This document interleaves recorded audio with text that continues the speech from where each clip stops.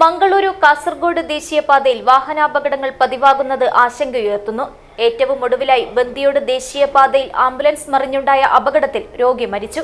ഉപ്പള KSEBിയിലെ കരാർ ജീവനക്കാരനായ അശോകനാണ് മരിച്ചത്. അപകടത്തിൽ 4 പേർക്ക് പരിക്കേറ്റു. കഴിഞ്ഞ ദിവസമാണ് നാടിനെ നടുക്കിയ അപകടമുണ്ടായത്. ബന്ദിയോട് ദേശീയപാതയിൽ രോഗിയുമായി പോയ ആംബുലൻസ് നിയന്ത്രണം വിട്ട് മറിയുകയായിരുന്നു.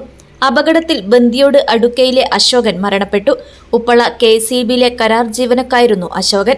അപകടത്തിൽ അശോകന്റെ ഭാര്യ പ്രതിഭ, സഹോദരൻ രാജേഷിന്റെ ഭാര്യ, ആംബുലൻസ് ഡ്രൈവർ എന്നിവർക്ക് പരിക്കേറ്റു. ഇവരെ ആശുപത്രിയിൽ പ്രവേശിപ്പിച്ചു. ഉപ്പളയിലെ സ്വകാര്യ ആശുപത്രിയിൽ നിന്ന് അശോകനെ കാസർഗോട്ടെ ആശുപത്രിയിലേക്ക് കൊണ്ടുപോകുന്നതിനിടെയാണ് അപകടമുണ്ടായത്.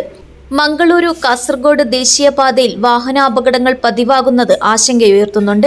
സമീപകാലത്ത് നിരവധി അപകടങ്ങളാണ് ദേശീയപാതയിലുണ്ടായത്. വാഹനങ്ങളുടെ അമിത വേഗതയാണ് പലപ്പോഴും അപകടത്തിന് കാരണമാകുന്നത്.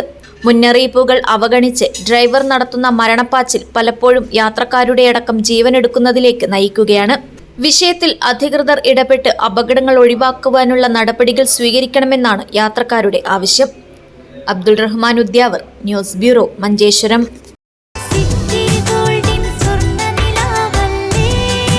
City Gold, Gold and Diamonds, Kerala and Karnataka, the glow of purity.